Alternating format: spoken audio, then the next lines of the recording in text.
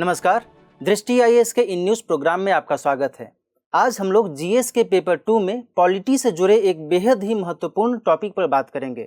वह टॉपिक है ओबीसी आरक्षण पर फिर से संविधान में बदलाव। यह इसलिए चर्चा में है क्योंकि अभी कुछ दिनों से इस पर गहमागहमी चल रही थी और कल ही लोकसभा से इससे जुड़े एक बहुत ही महत्वपूर्ण विधेयक को पारित किया गया है और आज जबकि अभी हम शूटिंग कर रहे हैं, इस दौरान उस पर राज्यसभा में चर्चा हो रही है। हो सकता है कि जब आपको ये प्रोग्राम मिले तो पूरी तरीके से ये राज्यसभा से भी पारित हो जाए, हो सकता है उस दौरान, या फिर जैसा भी हो उस समय आप देख सकते हैं। तो अभी जो ये टॉपिक चर्चा में है, ये क्यों चर्चा में है और इस पर क्या कुछ बड़ी बातें सामने निकल कर आ रही हैं, इस पूरे मुद्दे पर आज का डिस्कशन टिका रहेगा। ये सामने जो आप स्क्रीन देख रहे हैं, ये कल लोकसभा में जो डिस्कशन हुआ था उस डिस्कशन से जुड़ा हुआ ये एक स्क्रीनशॉट है। आइए देखते हैं इस पूरे चर्चे में क्या कुछ डायमेंशंस हैं। सबसे पहले हम बात करेंगे कि आखिर खबर है क्या, क्यों ये संविधान संशोधन को लेकर के और इस मुद्दे को लेकर के इतनी गहमागहमी हो रही है, इस पर बात करेंगे। इससे जुड़ी जो पृष्ठभूमि है उस पर बात करेंगे कि आखिर इसके पहले की क्या गतिविधियां रही हैं, उस पर देखेंगे। आगे हम 127वें संविधान संशोधन विधेयक पर बात करेंगे, जिस पर कल लोकसभा ने अपना मत दे दिया है, पारित कर दिया है लोकसभा ने, और आज जो है राज्यसभा में उस पर चर्चा हो रही है। आगे हम देखेंगे कि आखिर संविधान संशोधन की प्रक्रिया होती क्या है और उसके बाद वर्तमान मुद्दे पर सरकार का क्या मत है, उस पर बात करेंगे और उसके बाद निष्कर्ष पर चर्चा करेंगे और सबसे अंत में रहेगा आपके लिए एक सवाल। तो सबसे पहले जो बात है वो है कि आखिर ये खबर है क्या। खबर यह है कि 127वें संविधान संशोधन विधेयक को लोकसभा ने पारित कर दिया है। इस विधेयक में क्या कुछ बातें कही गई हैं और यह विधेयक कहां से आया, कैसे आया, इस पर हम विस्तार से चर्चा करेंगे। पहले हम मोटी मोटी बातें जो खबर में है उसको हम देख लेते हैं। तो वहां पर क्या है, लोकसभा में सभी दलों ने इस विधेयक को अपना समर्थन दे दिया है और उसे पारित कर दिया है।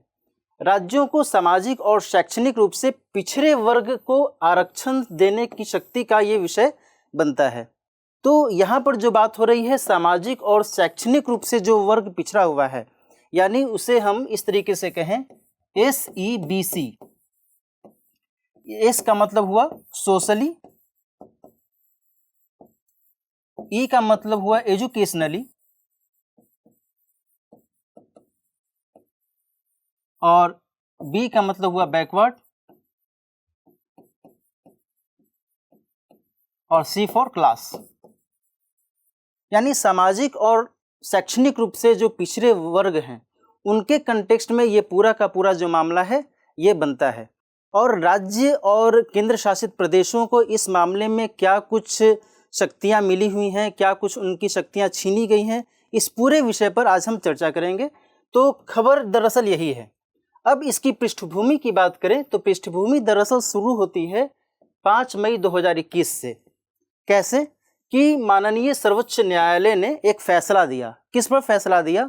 तो आपने शायद सुना होगा कि मराठा आरक्षण को लेकर के सुप्रीम कोर्ट में एक मामला आया था और सुप्रीम कोर्ट ने उस मामले में क्या किया कि मराठा आरक्षण को अवैध घोषित किया और उसे दरकिनार कर दिया। क्योंकि उसने ये कहा, सुप्रीम कोर्ट ने ये कहा कि आपने जिस आधार पर आरक्षण दिया है वो सही नहीं है और 50% का जो एक 50% की जो एक ऊपरी सीमा है उसे आप वायोलेट नहीं कर सकते, उसका आप उल्लंघन नहीं कर सकते। 50% की किस चीज़ की सीमा है? तो ये रिजर्वेशन की सीमा है, यानी आरक्षण की सीमा है। ठीक है, तो इस ऊपरी सीमा को आप वायोलेट नहीं कर सकते हैं और इसके आधार पर क्या किया सुप्रीम कोर्ट ने मराठा आरक्षण का जो वो मामला था उसे दरकिनार कर दिया और उसका जो आधार बताया वो आधार बताया 1992 का मंडल कमीशन से जुड़ा हुआ एक निर्णय था, एक वर्डिक्ट था, उसका उन्होंने आधार बताया।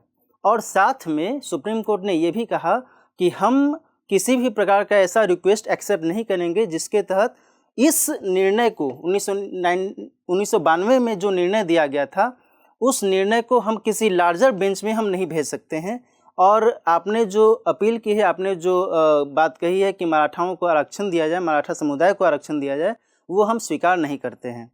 तो यहाँ पर मैं आपको हल्का सा हिंट दे दूं कि ये जो विषय है मंडल कमीशन निर्णय, ये दरअसल है क्या कि इंदिरा साहिनी बनाम भारत संघ,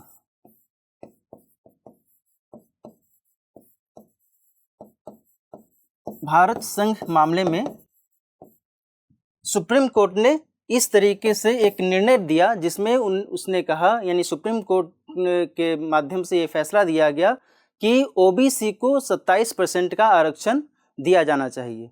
और इस 27% आरक्षण की वकालत किसने की थी, इसकी सिफारिश किसने की थी? तो बीपी मंडल एक व्यक्ति थे,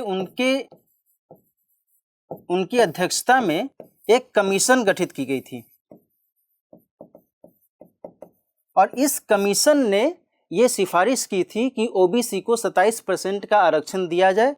और इसी को उस दौरान 1992 में सुप्रीम कोर्ट ने उस निर्देश का, उस सिफारिश को स्वीकृति दी और उसने कहा कि हाँ ठीक है, ऐसा किया जाना चाहिए।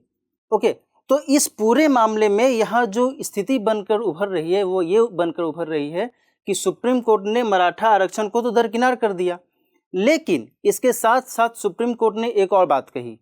वो क्या कही? वो उसने ये कहा कि जो भारत सरकार ने 102वां संविधान संशोधन अधिनियम दिया है, 102वां संविधान संशोधन अधिनियम जो भारत सरकार ने लाया है, 2018 में ये अधिनियम आया था। इस अधिनियम के आधार पर जो राष्ट्रपति हैं, जो भारत के राष्ट्रपति हैं, वो सोशली और एजुकेशनली बैकवर्ड क्लासेस के लिए जो भी मापदंड हैं, जो भी मापन है, वो उनके माध्यम से, अधिसूचना के माध्यम से होगा, वो ठीक है। और केंद्र सरकार जो है सोशली और एजुकेशनली बैकवर्ड क्लासेस के उन्नयन के लिए या फिर उनको जॉब में या फिर एजुकेशन में रिजर्वेशन देने के लिए कार्य कर सकती है। ये सुप्रीम कोर्ट ने कहा इस पार्टिकुलर निर्णय में। कहने का मतलब ये हुआ कि इससे ये बात क्लियर हुई, सुप्रीम कोर्ट ने इस तरीके से इस अधिनियम का इंटरप्रिटेशन किया कि केंद्र सरकार ही सोशली और एजुकेशनली बैकवर्ड क्लासेस के लिए कार्य कर सकती है, राज्य के पास इस संदर्भ में कोई शक्ति नहीं है।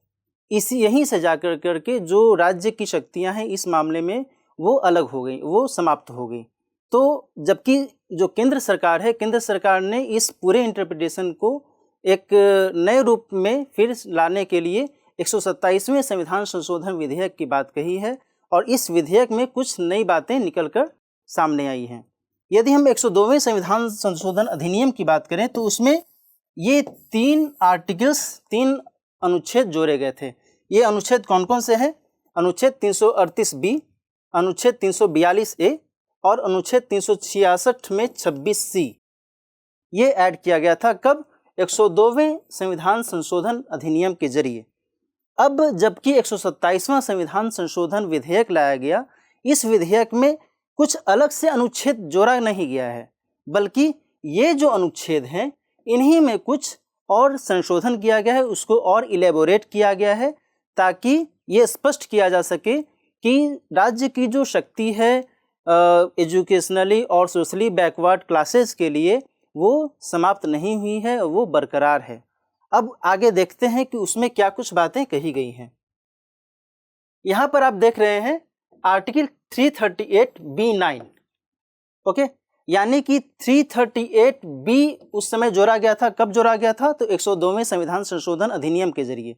उसमें 9 क्लॉज थे, उसके 9 क्लॉज में से जो 9वां क्लॉज है वो क्या कहता है? The union and every state government shell consult the commission, यानी कि भारत संघ और प्रत्येक राज्य जो है वो सोशली और एजुकेशनली बैकवर्ड क्लास के कंटेक्स्ट में, यानी सामाजिक और शैक्षणिक रूप से पिछड़े वर्ग के लोगों के लिए कोई भी यदि व्यापक पॉलिसी, मेजर पॉलिसी यदि बनाना चाहती है तो उसके लिए उसे कमीशन से परामर्श लेना होगा। कौन सा कमीशन?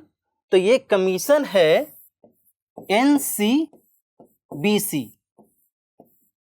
बात आप समझ रहे हैं कि इस अनुच्छेद के माध्यम से ये कहा गया कि संघ और प्रत्येक राज्य सरकार सामाजिक और शैक्षणिक रूप से पिछड़े हुए वर्ग के लोगों के लिए कोई भी यदि व्यापक नीति बनाना चाहती है तो उसके लिए किससे परामर्श लेना होगा? एनसीबीसी से परामर्श लेना होगा। ये एनसीबीसी क्या है? तो ये है राष्ट्रीय पिछड़ा वर्ग आयोग, राष्ट्रीय पिछड़ा वर्ग आयोग, national commission for backward classes.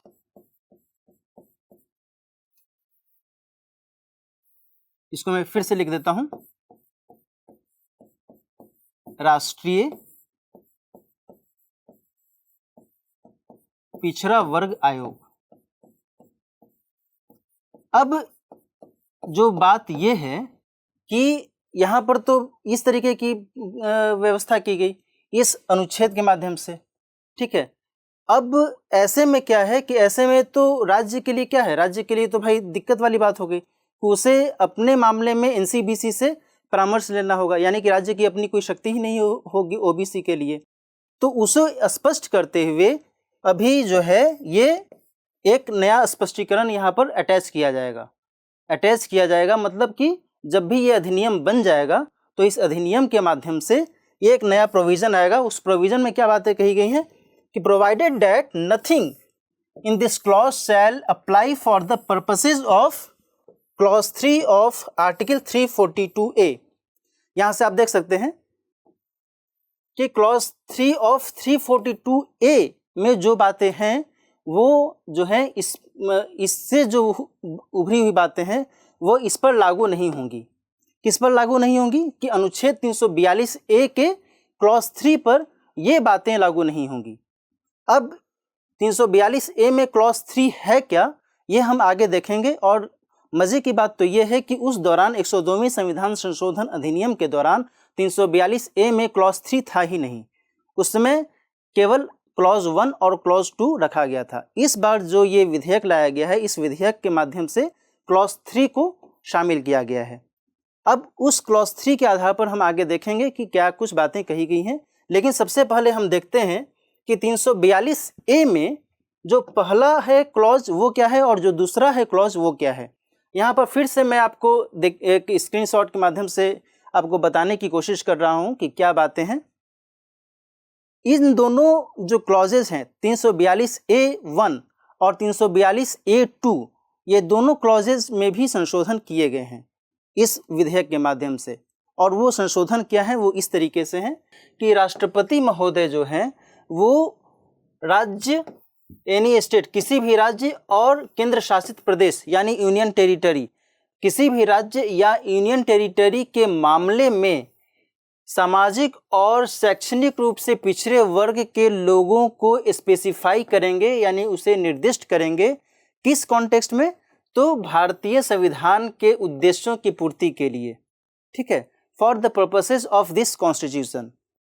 लेकिन अब इस प्रावधान को चेंज किया गया है। पहले क्या था कि for the purpose of constitution, संविधान के उद्देश्यों की पूर्ति के लिए सामाजिक और शैक्षणिक रूप से पिछड़े वर्ग के लोगों को स्पेसिफाई करने की बात कही गई थी राष्ट्रपति के द्वारा। किस कॉन्टेक्स्ट में? तो राज्य और केंद्र शासित प्रदेश के कॉन्टेक्स्ट में।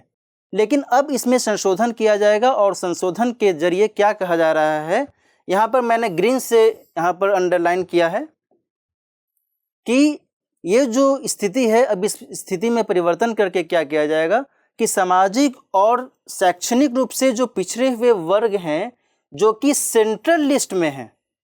ओके, पहले क्या था, कॉन्स्टिट्यूशन के कॉन्टेक्स्ट में बात हो रही थी। अभी क्या है कि अब सेंट्रल लिस्ट में जो सामाजिक और शैक्षणिक रूप से पिछड़े हुए वर्ग हैं उनके लिए राष्ट्रपति स्पेसिफाई करेंगे, ठीक है। किसके लिए? For the purpose of the central government, न कि for the purpose of the constitution. पहले संविधान के उद्देश्य के लिए था, अब क्या है, सेंट्रल गवर्नमेंट के पर्पस के लिए, सेंट्रल गवर्नमेंट के कंटेक्स्ट में जो है ये चेंजेस किए जाएंगे, ठीक है। तो यहाँ पर ये एक बात सामने आ रही है 342A1 के कॉन्टेक्स्ट में। ओके, अब हम आगे देखते हैं 342A2 क्या कहता है। इसमें मोटी सी बात यह है कि इसमें भी पहले क्या था, सेंट्रल लिस्ट ऐड किया हुआ था। यहाँ भी 342A1 में भी सेंट्रल लिस्ट अब ला दिया गया, जो हमने पिछले पैनल पर देखा, और अगले में है यहाँ भी सेंट्रल लिस्ट आ गया है। तो यहाँ पर ये कहा जा रहा है कि पार्लियामेंट में बाय लॉ इंक्लूड और exclude from the central list of socially and educationally backward classes. कहने का मतलब ये हुआ कि संसद जो है वो सेंट्रल लिस्ट में सोशली और एजुकेशनली बैकवर्ड क्लास को हटा भी सकती है या उसमें शामिल भी कर सकती है। यानी सामाजिक और शैक्षणिक रूप से पिछड़े वर्ग को सेंट्रल लिस्ट में लाया भी जा सकता है या फिर उसमें से हटाया भी जा सकता है। किसके द्वारा? तो संसद के द्वारा, पार्लियामेंट के द्वारा। ये बात कही गई थी 342A(2) में, जब 102वां संविधान संशोधन हुआ था तब।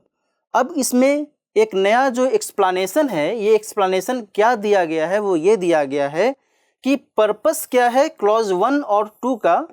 उसके अकॉर्डिंग यदि देखा जाए तो सेंट्रल लिस्ट का मतलब क्या होगा कि the list of socially and educationally backward classes prepared and maintained by and for the central government. 342A(1) में जो हमने बात कही, यदि मैं पिछले पैनल की बात करूं, यहाँ पर भी हमने जो बात कही थी सेंट्रल लिस्ट की 342A(1) के तहत, और हम जब आगे बात करते हैं तो 342A(2) में भी सेंट्रल लिस्ट की बात हो रही है। अब दो जगह पर सेंट्रल लिस्ट की बात हो रही है, यानी केंद्रीय सूची की बात हो रही है।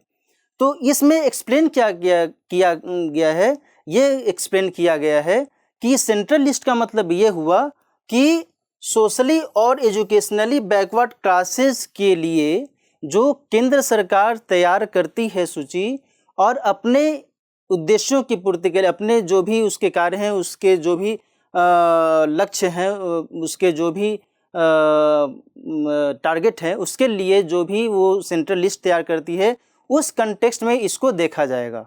ठीक है, इससे इसके अदरवाइज नहीं देखा जाएगा। ओके, इसमें स्टेट का कोई यहाँ पर हस्तक्षेप नहीं रहेगा, स्टेट का एक अलग ही लिस्ट रहेगा। ये केवल सेंट्रल लिस्ट यानी सेंट्रल गवर्नमेंट के कॉन्टेक्स्ट में ये बातें रहेंगी। अब हम आगे देखते हैं। तो अभी जो मैंने बात कही कि 342A(3) जो इसमें अब ऐड करने की बात कही गई है, मैं आपको फिर से एक स्क्रीन के माध्यम से दिखा देता हूँ। ये जो मैंने शुरू में कहा था कि 338B(9) में जो क्लॉज 3 की जो बात आ रही है कि 342A(3) का जो क्लॉज 3 है, इस पर ये प्रावधान लागू नहीं होगा। और वही क्लॉज 3 क्या है? वही क्लॉज 3 है आगे। ये क्लॉज 3 क्या कहता है? ये कहता है कि notwithstanding anything contained in clause 1 and 2, every state और union territory by law prepare and maintain for its own purposes a list of socially and educationally backward classes, entries in which may be different from the central list। कहने का मतलब ये हुआ कि 342A(3) के तहत ये स्पष्ट किया गया है कि क्लॉज 1 और क्लॉज 2 में कोई भी बात रहते हुए प्रत्येक राज्य या फिर केंद्र शासित प्रदेश अपने स्तर पर एक राज्य सूची बना सकते हैं। उसके लिए उन्हें NCBC यानी कि राष्ट्रीय पिछड़ा वर्ग आयोग से परामर्श लेने की आवश्यकता नहीं होगी। और यही बात कही गई थी आर्टिकल 338B क्लॉज 9 में। ठीक है, इसमें तो यही बात कही गई थी ना कि राष्ट्रीय पिछड़ा वर्ग आयोग से परामर्श लेना होगा। लेकिन बाद में जो उसमें स्पष्ट किया गया है, यही किया गया है कि भाई क्लॉज 3 जो है वो क्लॉज 3 पर ये लागू नहीं होगा। और क्लॉज 3 में क्या कहा गया है? यही कहा गया है कि प्रत्येक राज्य या फिर केंद्र शासित प्रदेश नियम बना करके अपने लिए, अपने उद्देश्यों के लिए, अपने पर्पस के लिए सोशली और एजुकेशनली बैकवर्ड क्लासेस यानी सामाजिक और शैक्षणिक रूप से पिछड़े वर्ग के लोगों के लिए क्या करेंगे? कानून नहीं बल्कि कानून बनाकर लिस्ट बना सकते हैं। ओके, तो ये जो है विधेयक में ये कुछ बातें कही गई हैं। आगे हम देखते हैं आगे क्या है। आगे हम बात करते हैं अनुच्छेद 366 में क्या कुछ बदलाव किया गया है। इसमें दरअसल परिभाषा के कंटेक्स्ट में बदलाव किया गया है। वो बदलाव क्या है? तो सामाजिक और शैक्षणिक पिछड़ा वर्ग जो है उसके कॉन्टेक्स्ट में जो परिभाषा उस समय दी गई थी 102वें संविधान संशोधन अधिनियम के तहत, उसको बदलते हुए अब उसमें कुछ नई चीज़ें जोड़ी गई हैं। इसमें अब ये कहा गया है कि ये जो सामाजिक और शैक्षणिक रूप से पिछड़े हुए वर्ग हैं, इनके लिए जो है केंद्र सरकार, राज्य या फिर केंद्र शासित प्रदेश, इनके पर्पस के कॉन्टेक्स्ट में जो सामाजिक और शैक्षणिक रूप से पिछड़े हुए वर्ग होंगे, ये इनके कॉन्टेक्स्ट में देखे जाएंगे। पहले सेंट्रल गवर्नमेंट, स्टेट और यूनियन टेरिटरी यानी केंद्र सरकार, राज्य या फिर केंद्र शासित प्रदेश के कॉन्टेक्स्ट में पहले ये बात नहीं कही गई थी, अब इसे स्पष्ट किया गया है ताकि ये जो परिभाषा है ये पूरी तरीके से खुल जाए, ये सभी के लिए स्पष्ट हो जाए। अब हम आगे बात करते हैं, आगे देखते हैं कि संविधान संशोधन प्रक्रिया आखिर होती क्या है। चूँकि इसी संविधान संशोधन प्रक्रिया के माध्यम से ये बिल लाया गया है, तो मैं मोटे तौर पर कहूँ तो अनुच्छेद 368 में इसके बारे में जिक्र किया गया है और इसमें विशेष बहुमत की बात कही गई है। विशेष बहुमत के तहत होता यह है कि लोकसभा या राज्यसभा दोनों में इस तरीके का विधेयक लाया जा सकता है और उसमें विशेष बहुमत के माध्यम से जो बिल है उसको पारित किया जाता है। उसमें यह समझा जाता है कि लोकसभा यानी और राज्यसभा, तो प्रत्येक सदन में बहुमत आना चाहिए। बहुमत का मतलब कि जितने भी मेंबर्स हैं प्रत्येक सदन में, उनका ½ + 1 आधा से एक अधिक होना चाहिए और साथ ही प्रत्येक सदन के द्वारा जो प्रेजेंट एंड वोटिंग मेंबर्स हैं उनका 2/3 बहुमत होना चाहिए। ठीक है, तब ये विशेष बहुमत कहलाता है। पहला कंडीशन क्या हुआ कि प्रत्येक सदन के द्वारा बहुमत होना चाहिए। उसमें क्या होता है कि जितने भी सदस्य संख्या है उसका आधा से एक अधिक, और साथ में प्रेजेंट और वोटिंग जो मेंबर्स हैं उनका 2/3 बहुमत कम से कम होना ही चाहिए। तब वो सब दोनों मिलाकर करके विशेष बहुमत के रूप में जाना जाता है। तो अभी जो ये विधेयक लाया गया है वो विशेष बहुमत के तहत ही इसे पारित किया गया है लोकसभा के द्वारा, और आज इस पर राज्यसभा में चर्चा चल रही है।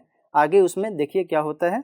और दूसरा जो है, कम से कम आधे राज्यों के राज्य विधानमंडलों का समर्थन के कंटेक्स्ट में भी इसमें प्रावधान किया गया है। इस अनुच्छेद में जो 368 जो अनुच्छेद है जिसके तहत संविधान संशोधन प्रक्रिया लाई जाती है, तो अनुच्छेद 368 में इसके बारे में भी प्रावधान किया गया है, जिसमें आधे से अधिक राज्यों के राज्य विधानमंडलों का समर्थन भी जरूरी होता है, लेकिन वो इसके लिए लागू नहीं किए हैं। वो किसके लिए लागू किया गया है, ये जो है ये जरूरी होता है तब जबकि कोई ऐसा विषय होता है जो कि संघात्मक ढांचे के कंटेक्स्ट में महत्वपूर्ण होता है। उसके कंटेक्स्ट में कम से कम आधे राज्यों के राज्य विधानमंडलों का समर्थन जरूरी होता है। लेकिन बहरहाल जो अभी जो विषय है 127वां संविधान संशोधन विधेयक जो है, उसमें केवल विशेष बहुमत वाला जो प्रावधान है ये लागू किया जा रहा है। तो कुल मिलाकर यहाँ पर आपने जो देखा संविधान संशोधन की जो प्रक्रिया है वो आपने समझी। अब यहाँ पर हम बात करते हैं कि इस पूरे मामले में, वर्तमान मुद्दे पर सरकार का क्या मत है। आखिर सरकार ने क्यों इस तरीके का विधेयक लाने की बात कही है। चूँकि यदि हमने डिस्कशन में जो एक बात कही थी, डिस्कशन में हमने ये कहा था कि सुप्रीम कोर्ट ने केंद्र सरकार को कहा कि हाँ ठीक है, आप सामाजिक और शैक्षणिक रूप से पिछड़े वर्ग के लोगों के लिए लिस्टिंग कर सकते हैं, और साथ ही उन्होंने सुप्रीम कोर्ट ने प्रेसिडेंट की जो कंटेक्स्ट में शक्ति की बात कही वो भी उसने स्वीकार कर ली कि हाँ ठीक है। इसके बावजूद केंद्र सरकार ने क्यों इस तरीके का प्रावधान लाने की बात कही है कि नहीं भाई, इससे स्टेट का जो एक पावर होता है, स्टेट की जो शक्ति होती है वो छीन सकती है। तो सब जो सरकार है, सरकार का तर्क ये है कि भारतीय संविधान के अनुच्छेद 15(4), भारतीय संविधान के अनुच्छेद 15(5) और भारतीय संविधान के अनुच्छेद 16(4) में राज्यों को ये शक्ति है कि राज्य सामाजिक और शैक्षणिक रूप से पिछड़े वर्ग के उन्नयन के लिए कार्य करे, उनके लिए कुछ जो भी वो प्रावधान करना चाहे वो कर सकती है।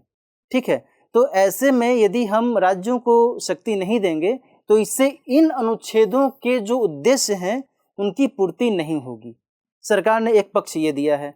दूसरा पक्ष सरकार ने दिया है संघात्मक ढांचे का, फेडरल स्ट्रक्चर। भारत में फेडरल स्ट्रक्चर की बात कही जाती है कि भारत में केंद्र और राज्य मिलकर के शासन करते हैं, राज्य भी शासन में भागीदारी करते हैं, केंद्र भी भागीदारी करती है।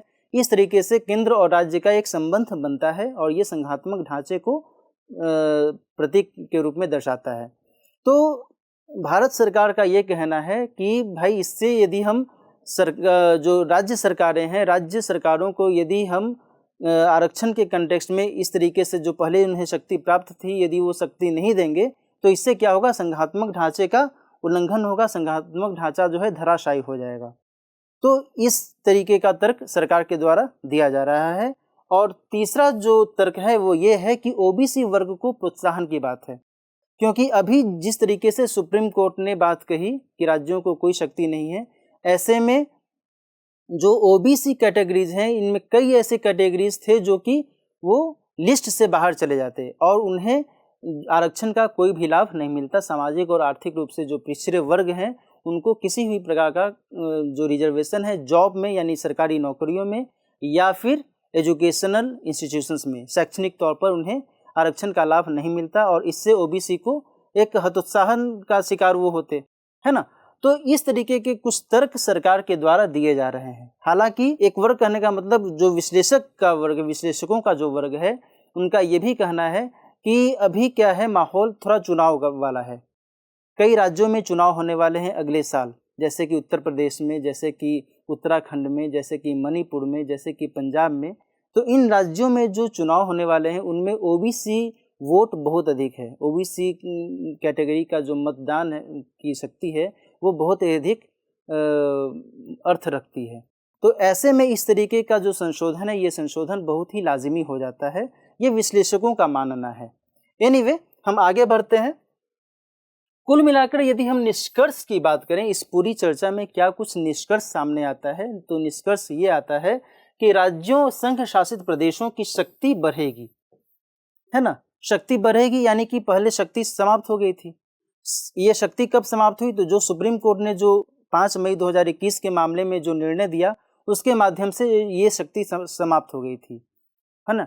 पहले ये शक्ति थी, ऐसा नहीं था कि पहले राज्य सरकार जो है लिस्टिंग नहीं करती थी, है ना। लेकिन 5 मई 2021 के बाद सुप्रीम कोर्ट के निर्णय के बाद वो शक्ति समाप्त हो गई। तो इसलिए सरकार ने कहा कि नहीं भाई, हम उनकी शक्ति को रिस्टोर कर रहे हैं, फिर से उन्हें हम शक्ति दे रहे हैं।